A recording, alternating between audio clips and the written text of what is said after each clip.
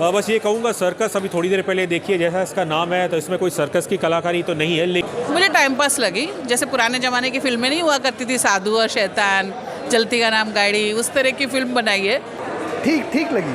मतलब मैंने एक्सपेक्ट किया था गोलमाल जितनी एंटरटेनिंग होगी, लेकिन उतनी एंटरटेनिंग नहीं लगी। फिल्म ऑनेस्टली जब मैंने ट्रेलर देखा था तो मुझे उतनी कुछ उम्मीद नहीं थी। फिल्म कोई ख़ास नहीं लगी क्योंकि कई फिल्मों का ये मिश्रण है।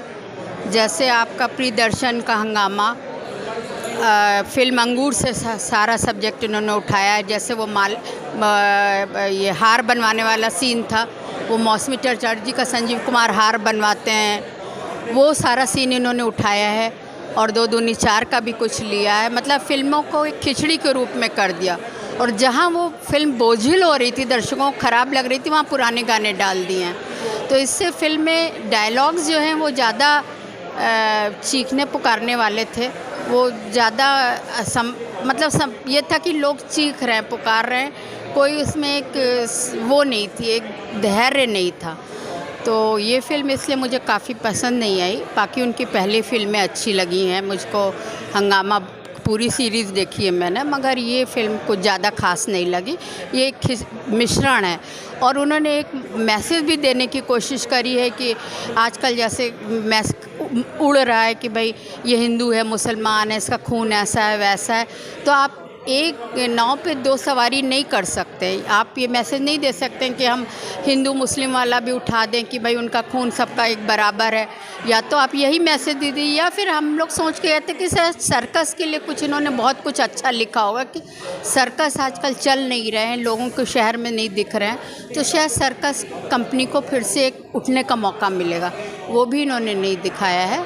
इस नाम तो सर्कस ज़रूर रखा, पर उसमें ऐसा कुछ सर्कस का था नहीं। और कलर भी बहुत इनके डार्क थे। एक तरह की खिचड़ी लगती है हमको ये फिल्म।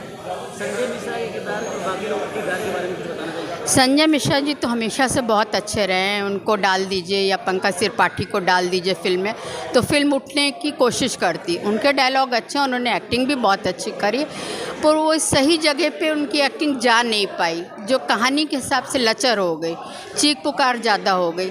इसलिए उन्हीं के एक डायलॉग्स थोड़े बहुत समझ में आते हैं। गाने भी कोई ख़ास नहीं थे। एक वो करंट वाला गाना ठीक ठाक लगा।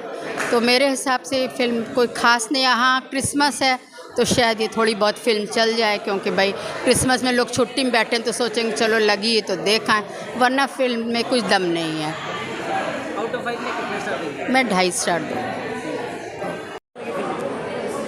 फिल्म ऑनेस्टली जब मैंने ट्रेलर देखा था तो मुझे उतनी कुछ उम्मीद नहीं थी।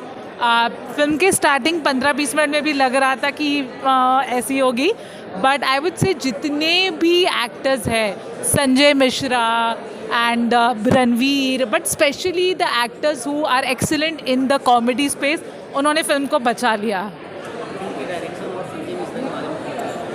जैसे मैंने कहा, मुझे सबसे अच्छा काम संजय मिश्रा का लगा है। रणवीर भी, वो तो अच्छा एक्टर है, सबको पता है, बट आई थिंक कहीं ना कहीं संजय मिश्रा की कॉमेडी ने रणवीर को ओवरशैडो किया, बिकॉज इस फिल्म में रणवीर कॉमेडी नहीं कर रहे हैं, वो सिर्फ किरदार निभा रहे हैं।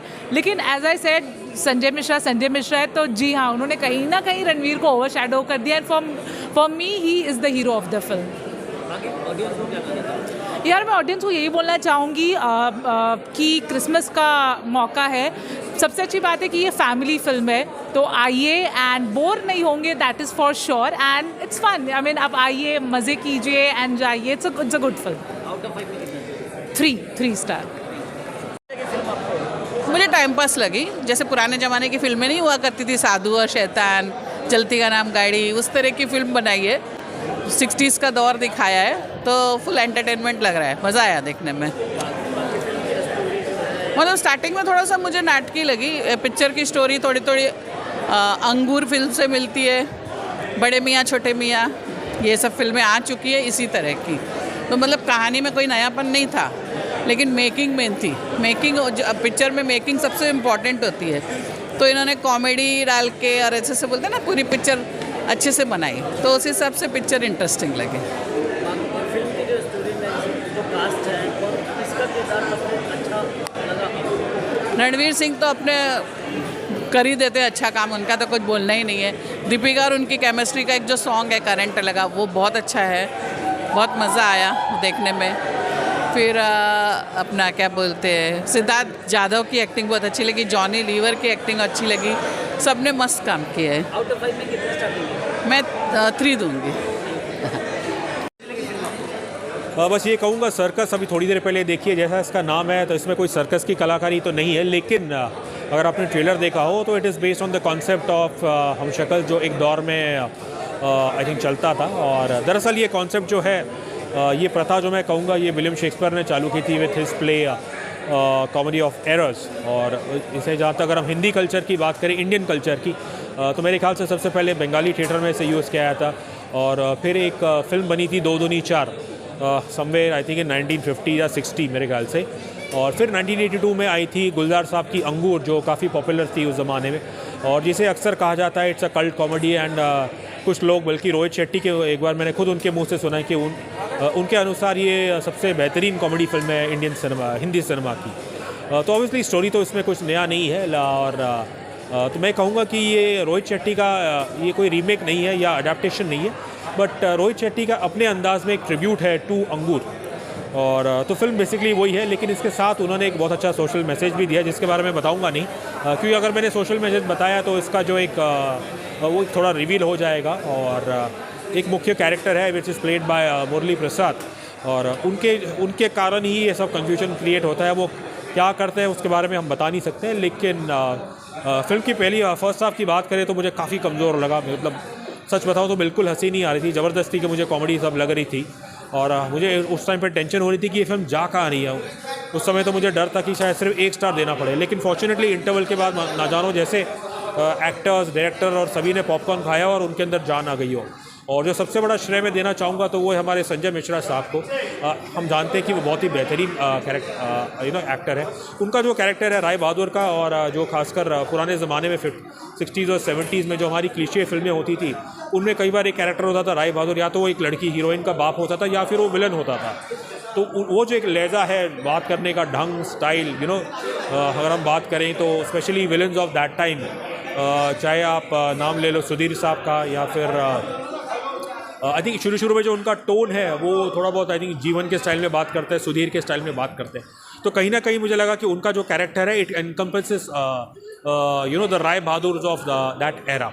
उनकी परफॉर्मेंस बहुत लाजवाब है सेकेंड हाफ में, बल्कि मैं तो कहूँगा कि पूरे सेकेंड हाफ में वो ही फिल्म को उठाते हैं। उनके साथ मुकेश ऋषि साहब का एक इंटरेस्टिंग कैरेक्टर है, उन्होंने अच्छा काम किया है। जॉनी लीवर साहब का एक डॉन प्ले कर रहे हैं, अगेन मैं ज़्यादा बताना नहीं चाहूँगा, उनका काम अच्छा है।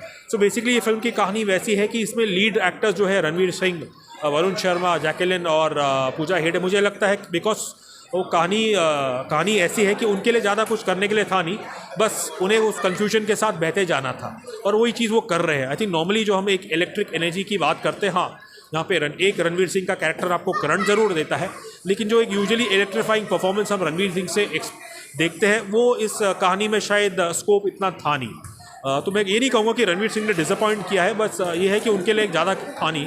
सिमिलर फॉर वरुण शर्मा, मुझे लगा शायद उनका टैलेंट थोड़ा यहाँ पे अंडर यूटिलाइज हुआ है।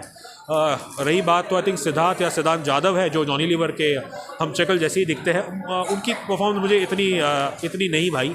और पहले हाफ में आई थिंक उनके सीन बहुत ज़्यादा है, और कहीं ना कहीं मुझे लगा इट्स बिकॉज ऑफ फिल्म मार भी खाती है।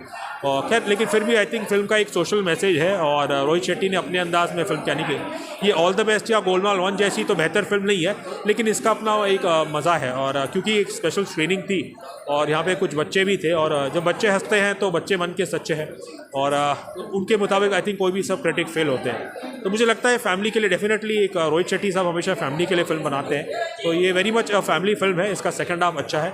रही बात रेटिंग की, तो मैं इसे देता हूँ 5 में से 2.5 स्टार। ठीक लगी। मतलब मैंने एक्सपेक्ट किया था गोलमाल जितनी एंटरटेनिंग होगी, लेकिन उतनी एंटरटेनिंग नहीं लगी। बाकी फिल्म की स्टोरी, स्क्रीन प्ले के बारे में बोलना चाहेंगे, किसका कैरेक्टर ज़्यादा अच्छा लगा? बहुत मैड फिल्म मुझे एक्सपेक्ट कर रहा था मैं ऐसी होगी करके।